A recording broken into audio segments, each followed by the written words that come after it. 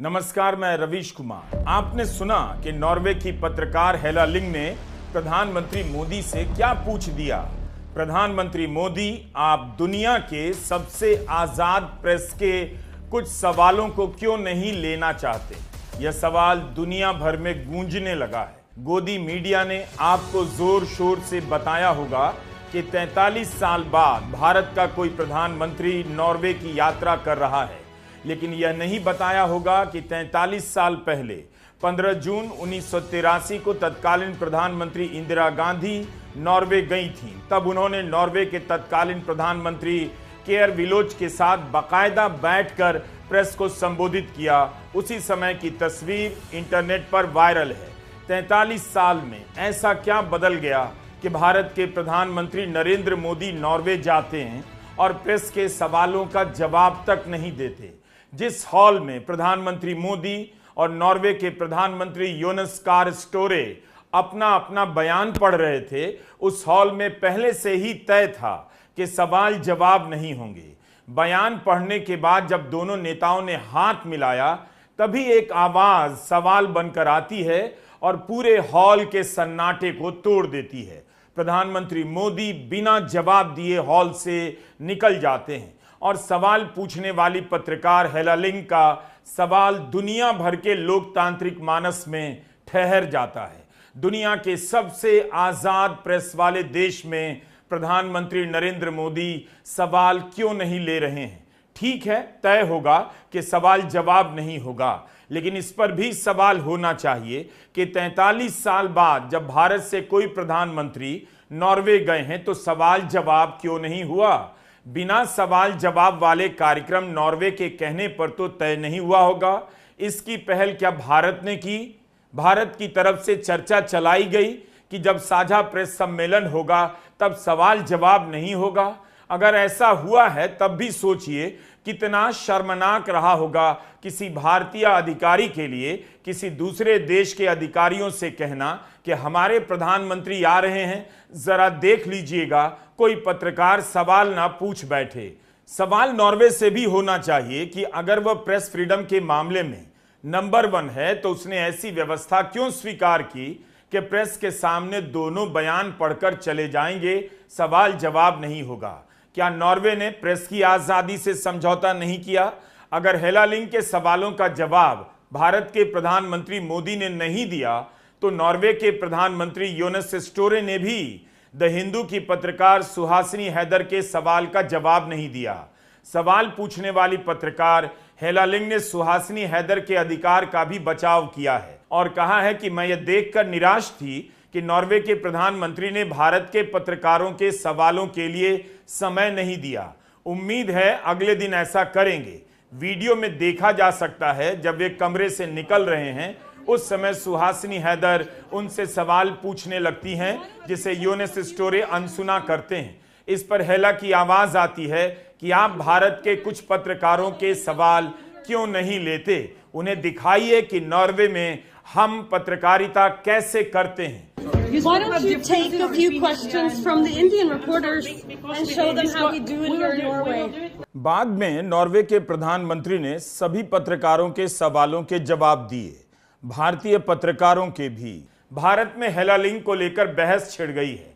कहा जा रहा है कि पश्चिम की पत्रकार को लेकर इतनी चर्चा क्यों, लेकिन प्रधानमंत्री नरेंद्र मोदी प्रेस का सामना नहीं करते, यह सवाल तो भारत के पत्रकार भी उठाते हैं।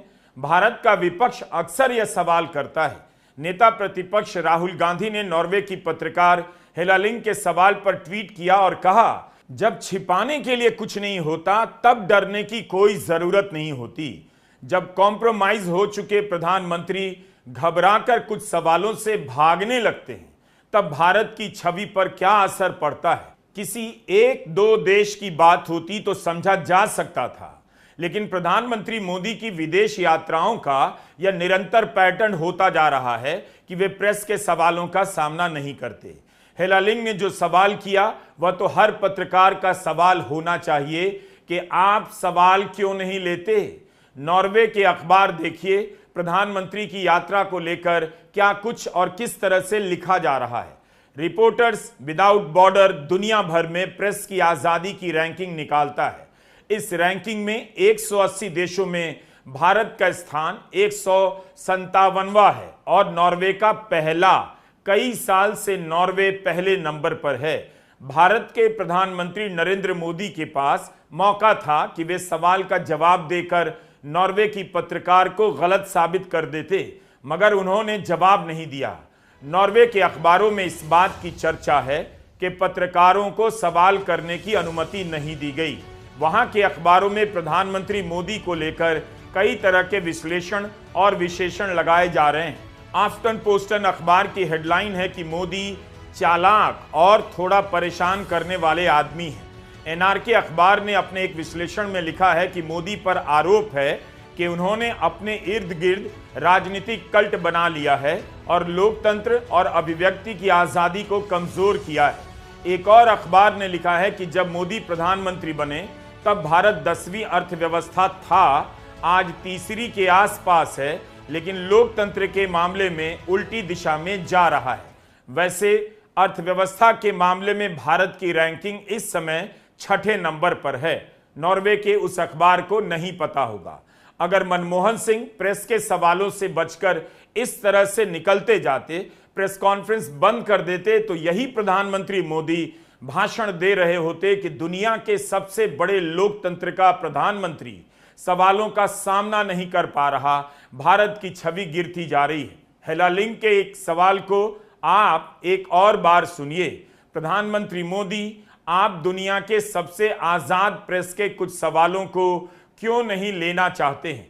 नॉर्वे की पत्रकार हेला लिंग का यह सवाल भारत की लोकतंत्र की साख के लिए चैलेंज हो गया है। भारत के कई लोगों ने हेला लिंग के समर्थन में लिखा है कि उन्होंने सही सवाल किया, लेकिन हेला लिंग को ट्रोल भी किया जा रहा है।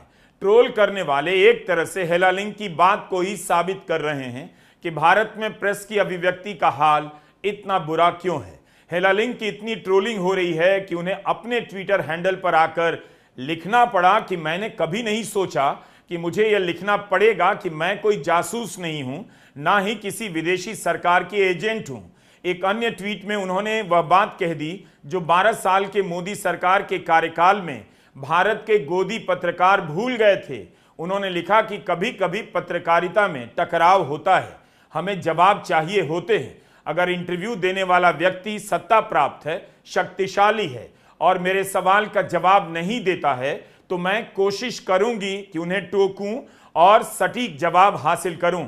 यह मेरा काम है और मेरा फर्ज है। मुझे जवाब चाहिए, ना कि सिर्फ बात करने के लिए कुछ पॉइंट। हेला लिंग के साथ वही हो रहा है जो 2023 में वॉल स्ट्रीट जर्नल की पत्रकार सबरीना सिद्दीकी के साथ हुआ। संयोग देखिए, हेला लिंग के सवाल भी सबरीना सिद्दीकी के सवाल की दिशा में ही थे।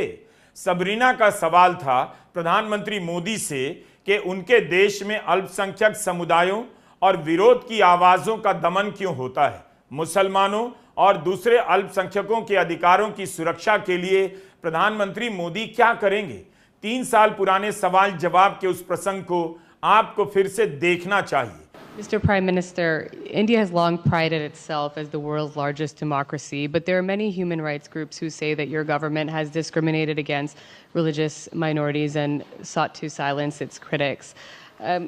As you stand here in the east room of the White House, where so many world leaders have made commitments to protecting democracy, what steps are you and your government willing to take to improve the rights of Muslims and other minorities in your country and to uphold free speech? Democracy can deliver, और जब मैं deliver कहता हूं तब cast, creed, religion, gender, किसी भी भेदभाव को वहां जगह नहीं होती है। और जब हम लोकतंत्र की बात करते हैं तब अगर ह्यूमन वैल्यूज नहीं है, ह्यूमैनिटी नहीं है, ह्यूमन राइट्स नहीं है, फिर तो वो डेमोक्रेसी है ही नहीं।